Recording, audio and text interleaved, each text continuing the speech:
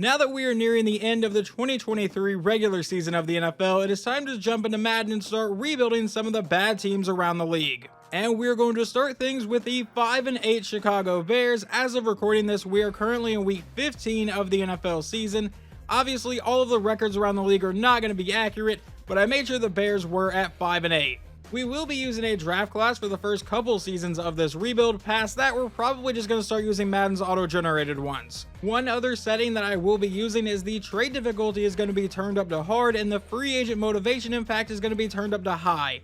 In my experience, trade difficulty being hard is a little bit more realistic, and then also with the motivation impact being high on free agents, it leads to better free agency classes a lot of the time, but you also have to have the guy actually be interested in you. And the final piece of setup for this rebuild is Mr. Hurricane's progression and regression sliders. I really like them. I use them a lot off of recording, and they seem to do really well, and I'm really enjoying them. But now to actually kick off the rebuild, we need to get to the end of the 2023 NFL season. Hopefully we don't go on some sort of run and make the playoffs here. I want as high draft picks as possible. Not much of a shock here because the simulation absolutely loves the Dallas Cowboys. It is projecting Dallas to get to the Super Bowl, but it's also projecting the 1 seed Jacksonville Jaguars to get there. Now I'm a little bit shocked that it actually had the Cowboys losing in the Super Bowl. Jacksonville gets the win 27-21. The Super Bowl MVP goes to Trevor Lawrence, and the NFL MVP goes to Josh Allen. Rookie of the Year goes to Jordan Addison and Byron Young. Here is what the offense looks like heading into the offseason, and as of right now, the plan is to get a new quarterback and trade Justin Fields away. I may make another video where I actually keep Justin Fields, but the plan in this one is to get Drake May or Caleb Williams. Over on defense, I like the safeties. I like Terrell Edmonds at middle linebacker. I like TJ Edwards at right outside linebacker. Most of the defensive line needs to be replaced except Montez Sweat, and Jalen Johnson's contract is coming up. That could be a problem. And by coming up, I mean it is due right now. So can we offer him a player-friendly deal and keep him around 87 overall? He is a scheme fit. Can you return to Chicago? Yes, you will. Now, we are going to take the 5th-year option on Justin Fields just so we have that extra bit of incentive for a team that wants him, that he has that 5th year on his contract. I ended up giving Rasheem Green a 1-year contract just as a backup/role player, or if we can't really find anyone in the draft or free agency. But then everyone else is going to be leaving, and as you can see, a lot of them don't have any interest in coming back anyway. Here are all the free agents that I ended up bringing in this year. Center Matt Paradis at a 71 overall. I don't know if I said his name right. Hopefully I did. Kaimi Fairbairn, a 79 overall kicker. And then we got Curtis Samuel, who's an 82 overall receiver with 94 speed. We got defensive end Leonard Williams and defensive tackle Michael Pierce. Now, neither one of these are scheme fits, but I still think they can help us out. Now, as we get ready for the NFL draft, you can see that our record of 7-10 ended up getting us the 13th overall pick. Now, granted, I do think the Bears are going to pick inside the top 10 in real life. That's not how it played out here in Madden, but we do have the number 2 overall pick from the Carolina Panthers. I do wish the draft process in Madden was a little bit better because it's a little ridiculous that the mock draft pretty much tells you how the first round is going to fall. Right now, we're pretty much guaranteed that Marvin Harrison is going to fall to us at the number 2 pick. But we see Caleb Williams is going to fall to number 3 and go to Washington, and then Drake May is going to go to Denver. We obviously don't pick again until number 13, where we have Rome Odunze. I think I said his name right, probably didn't, but I don't think we're going to take 2 receivers in the first round. Now, since I have the trade difficulty moved up to hard here, I don't know how difficult it'll actually be to trade up in this draft. We're not going to trade to number 1, though. With the number 1 overall pick, the Arizona Cardinals are going to take the defensive end out of UCLA. I'm not going to try to say that guy's name. He's apparently a top player, so I probably should know how to say his name, but I don't. But now officially with the number 2 pick in the draft, we're going to take Caleb Williams, quarterback out of USC. We'll obviously have a hidden dev trade. Now, I'm not real sure what that's going to do to the draft order because now I've completely blown up the first round because Washington was supposed to take Caleb Williams, but let's see if we can trade up to 3. There are a couple trade options the Commanders are willing to take. One of them involves DJ Moore. We're not going to do that one.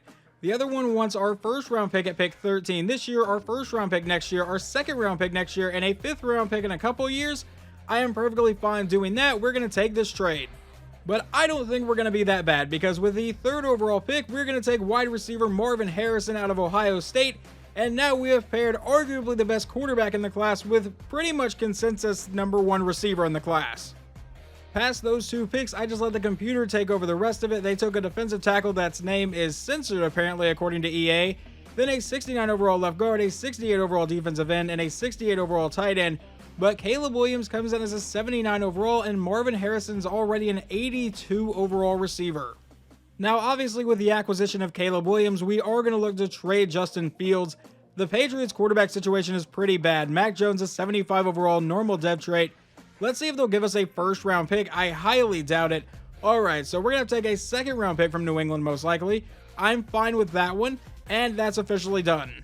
Obviously, the main additions to this offense for the official first season of this rebuild are Caleb Williams and Marvin Harrison, but I also feel like adding a guy like Curtis Samuel to play slot receiver is going to be a pretty big addition.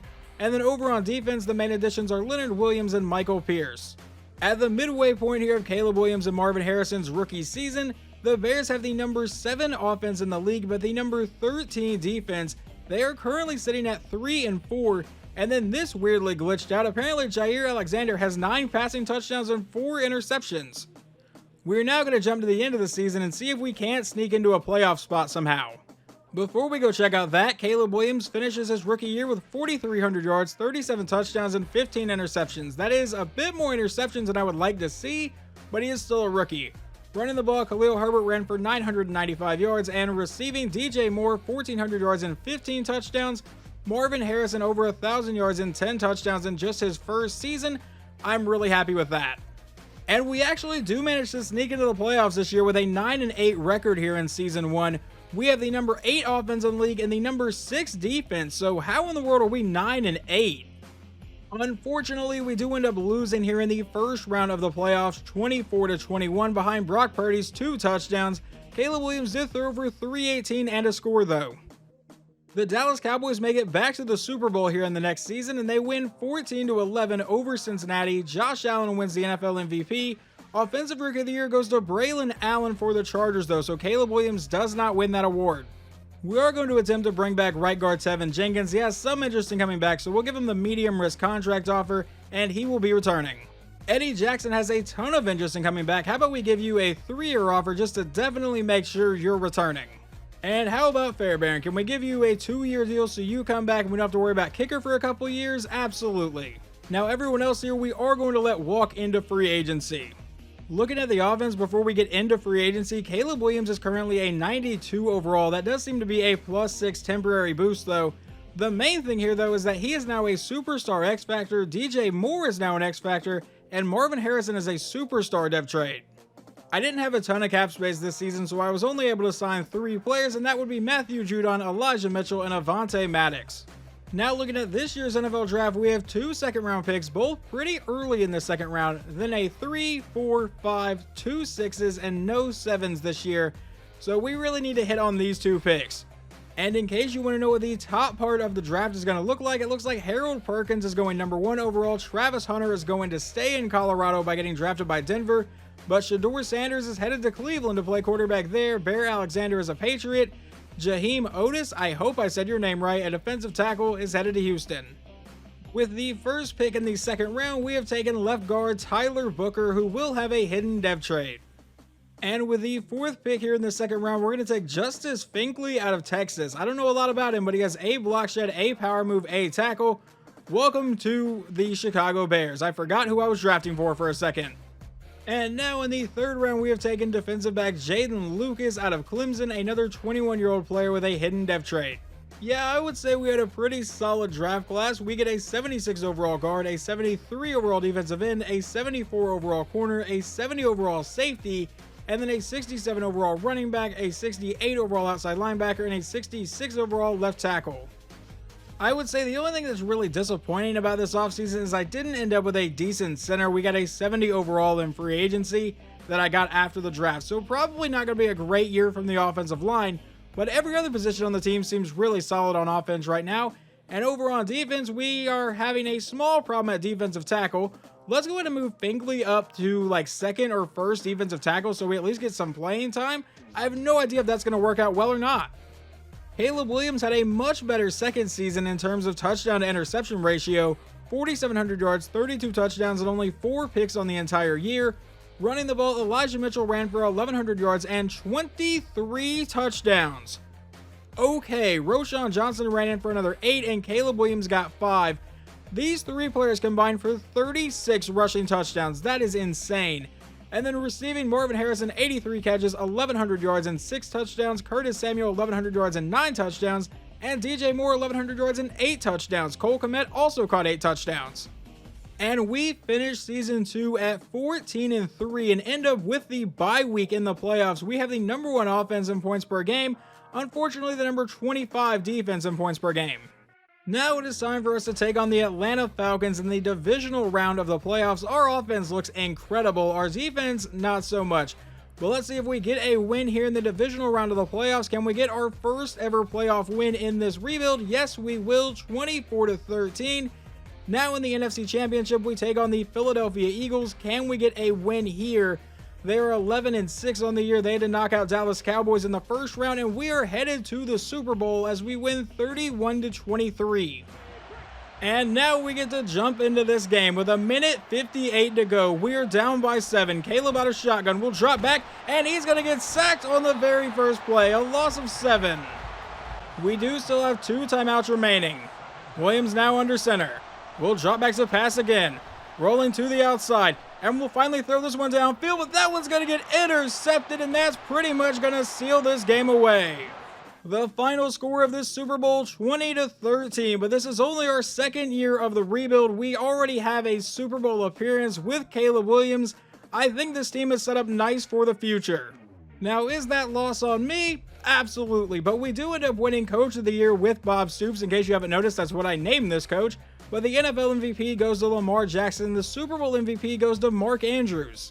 This is going to be a very expensive offseason. We have $104 million in cap space. We just made the Super Bowl, so obviously we're going to look to reload and try to get back to that point. The first one is wide receiver DJ Moore. Are you going to take this 4-year offer? And he will be returning. We are going to take the 5th-year option on right tackle Darnell Wright. Not really much of a decision to be made there. Now we have to see if we can bring back left tackle Braxton Jones on a 3-year deal, and he will also be returning. How about Leonard Williams on a 1-year contract? He has a ton of interest in coming back here, and he will also be returning to Chicago. And just because I don't want to have to worry about punter for the rest of this rebuild, let's go and give him a 3-year offer, and he will be resigning as well.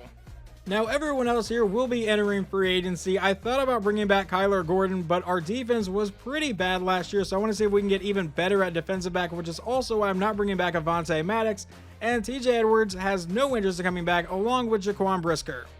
Here is going to be this year's free agency class. We got Chidobe Awuzie, we got Corey Linsley. Yes, I know he's 35 years old, but still an 81 overall center, so we're going to see if we can make that work this year. We signed Matt Milano, we brought back Matthew Judon, and we signed Jordan Fuller and Javon Hargrave.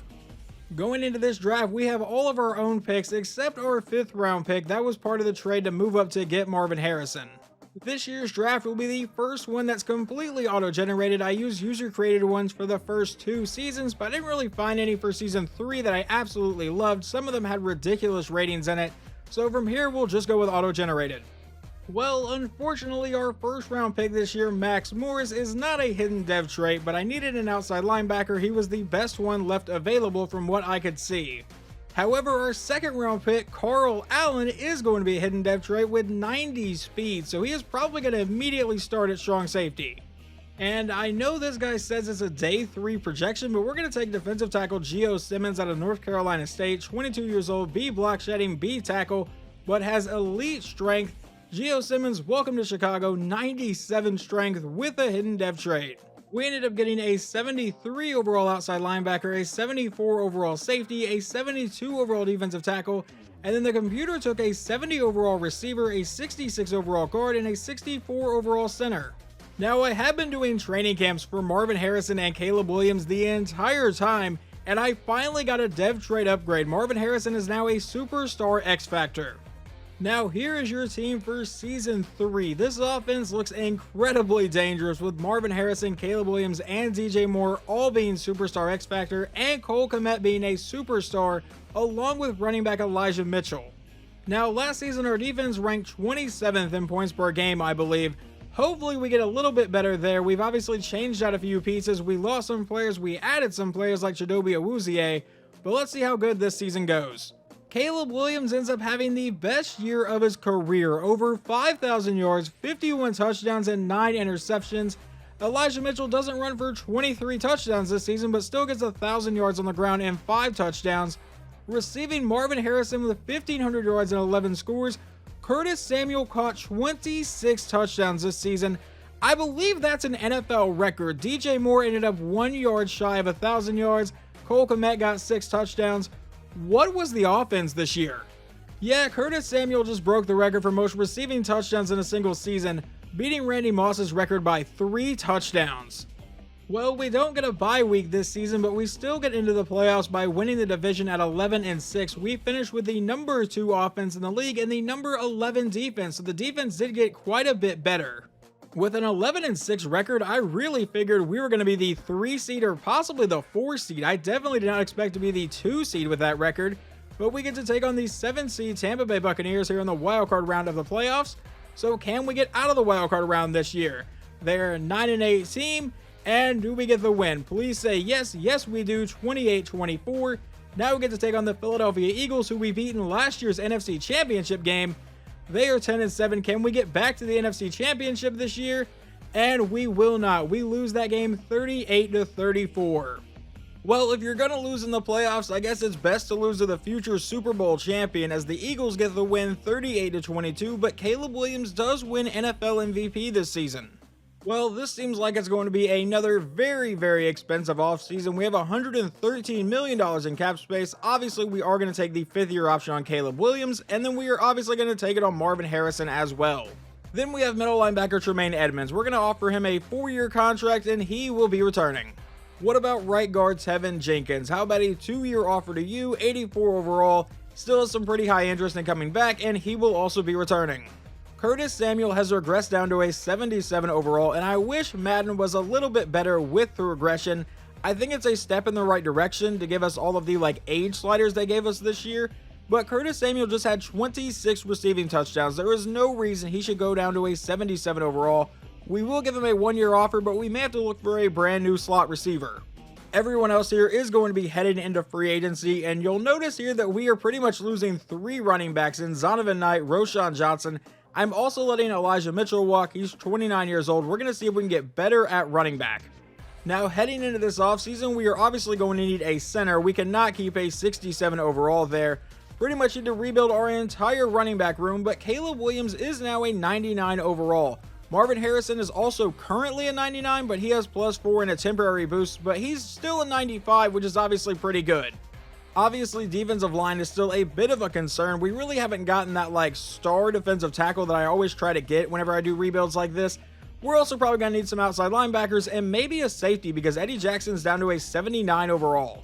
Well, we definitely threw around a lot of money here. We signed Blake Cashman, Corey Linsley, just because I didn't see any other centers I like. We're going to look for one in the draft, but if not, he can still start for us. Cam Akers to be our new running back unless I find someone in the draft. There really wasn't anyone better. Mozzie Smith at defensive tackle, DeForest Buckner at defensive tackle. Cooper Kupp is now going to be our slot receiver, and then we signed Minkah Fitzpatrick, the highest rated player in free agency. So hopefully we can make a Super Bowl run this year with a much better defense. We're now the next NFL draft. The Jets have the number 1 pick, but we don't pick until number 27. With our first round pick, we have taken our brand new center in Brad Walden. And now with our second round pick, we have taken outside linebacker Darrell Brown out of LSU. Apparently we're going to take 2 LSU players back to back, but another hidden dev trait. Once we got past our second round pick, I just let the CPU take over. We ended up with a 73 overall center, a 73 overall outside linebacker, a 72 overall middle linebacker, a 70 overall running back, and then a 65 left end, a 66 tight end, and a 66 right tackle. Before we get this season started, we're going to make a trade with the New York Giants and get running back Blake Corum, who is an 82 overall. He is currently backing up Saquon Barkley, so we're going to send them a 2nd, a 3rd, and a 6th round pick over the next few drafts here, but now we have our running back. So with that trade, here is your offense for Season 4 of this rebuild. Obviously, I feel like we were at Super Bowl or bust time. We've obviously made it to a Super Bowl where we lost, and then last year we got upset in the playoffs, but the Eagles, who beat us, ended up winning the Super Bowl. But now we've added a couple new players over on defense like Minkah Fitzpatrick. On offense, we added a brand new running back and a brand new center, and then we also added Cooper Kupp. Well, Caleb Williams didn't go for 5,000 yards and 50 touchdowns this season, but he still got 4,300 yards, 37 touchdowns, and only 3 interceptions. On the ground, Blake Corum ran for 1,200 yards and 12 scores, and then receiving, Marvin Harrison almost 1,400 yards and 6 touchdowns. Cooper Kupp with 1,100 yards and 14 scores, and DJ Moore ended up catching 5. Cole Kmet caught 9 touchdowns. We finished this season at 12-5, but we are obviously not the number 1 seed since we have a game against the 8-9 Rams, so I imagine we are the 2 seed. We will be going into the playoffs with the number 2 offense in the league and the number 24 defense, so we are back near the bottom of the league on defense.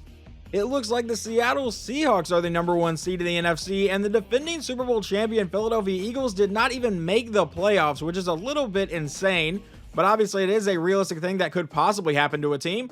But let's see if we get a win here in the wildcard round against the Los Angeles Rams in Season 4. We do by a score of 35-28. So now can we get back to the NFC Championship over the Carolina Panthers? And please win that game. No, actually we do win. All right, I thought I read an L there for some reason. We get to take on the Dallas Cowboys in the NFC Championship game.